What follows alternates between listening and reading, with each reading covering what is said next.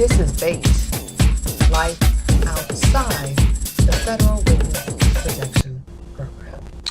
Hey, it's Suze, and welcome to tonight's episode of Life Outside WITSEC. Boy, you know what? I just never got a chance to take a shower today or put on makeup. It just didn't work. It just didn't work with like the timing of what was going on. And you know what? I am gaining weight here in India. I'm like eating for no reason. I'm like not even hungry. Stress will kill you. But okay, so get this. I got canceled again at the hospital tonight. Okay, colorful stories is that the census is down. Okay, so that could be true, and yes, census does go down at the hospital.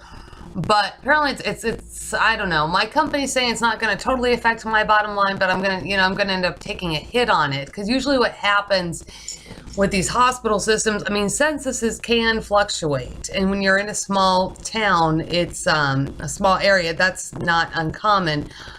But like my company was saying that, they haven't had a problem with nurses picking up overtime or going to other units and picking up overtime. They never had this problem. And I had called this ER director the other day, and, he was kind of pushing me off to HR and stuff like that. And, his brother's apparently some kind of IRS agent that, steals things from people, repossesses things from people. So I doubt he's going to let me pick up shifts because, I was telling him about this hotel situation. I said, oh, well, yeah, hey, I got a missing son. So, I just called Homeland, my agents with Homeland Security, and I called the Marshal Service. That probably scared him away.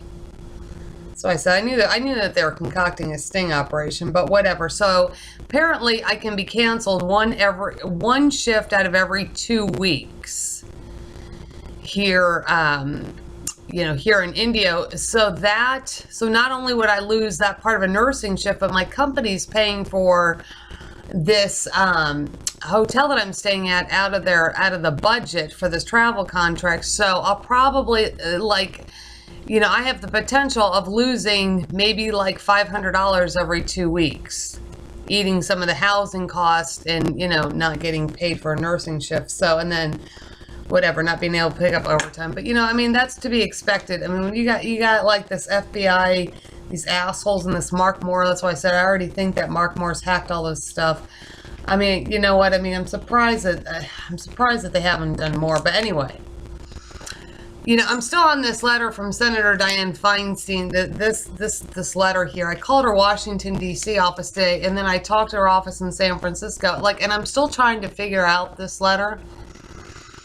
Dated, oh shoot, I got the wrong letter. The one dated January 14th of 2014, talking about like the FBI and talking about appealing my case. Oh yeah, this one, and finding an attorney. And I'm like, just thinking to myself, what in the damn hell? So, I have showed this to attorney. People are like, what crime have you been charged with? It talks about the FBI. My office cannot overturn the agency's decision or assist you with any appeal you might pursue. Well, I'm not an attorney. Don't you have to be charged with a crime, convicted for a crime before you can appeal? You can't appeal anything you haven't been charged or convicted for. So, but anyways, I called their office and she wanted to know what the initials were on this letter. And I'm like, well, it says DFKC. She said that he's no longer working for the office and somebody else is taking over his casework. Well, you know what? I did fax this letter to like just about every Homeland Security special agent in charge office in the country, except for Arizona, because I don't like them. A few people in the Marshal Service, some other law enforcement. I don't know. Maybe they called them. Who knows?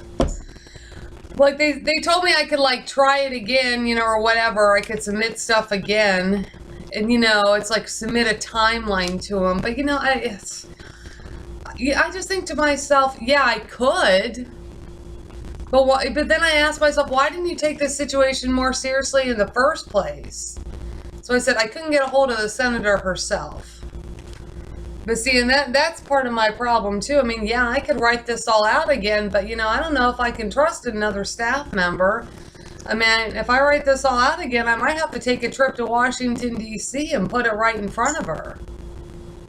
I mean, honestly, because I just can't keep, I can't just keep doing this stuff with the Senate, who, claims that they do all this oversight with the government, and, you know, do all this work with Homeland Security committees and terrorism committee, subcommittee on terrorism and Homeland Security, all these committees, and none of this case ever actually gets to him. I mean, I think that the only reason why this got rubber stamped with Senator Harry Reid, you know, because back in 2009, like when I went to Senator Harry Reid's office, you know, I faxed over one letter, a synopsis. I wanted an appointment. I asked Maria, the manager, I asked her for an appointment. I never got an appointment.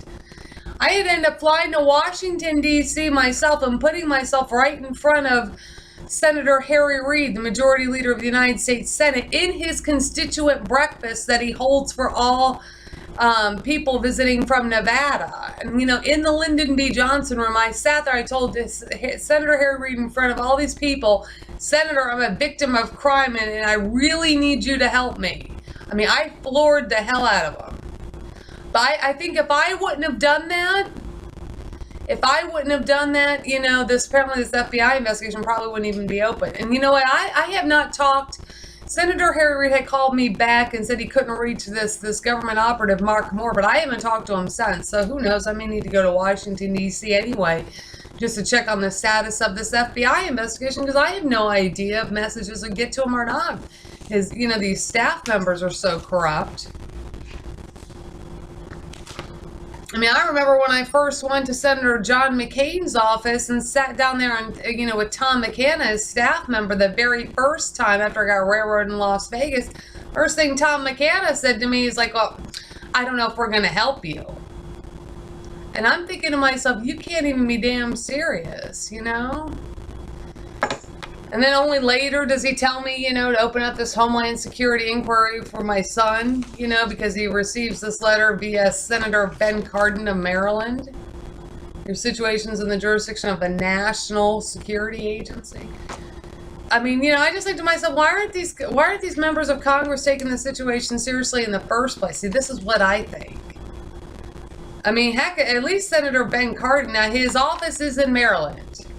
It is office. I mean, he's in Maryland. He's the United States Senator from Maryland. That's where the NSA is located, right? So he probably thought it was a little strange because I wasn't in his district, and so then you know he had to push us back to Senator John McCain's office, and they were so kind and they sent this to me via email, you know. But and so, you know, therefore, of course, I was not living in his state, so that part I understand as far as jurisdiction goes.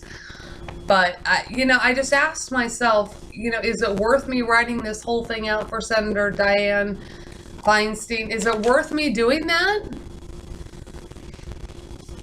I don't know. It's something I've been debating all day.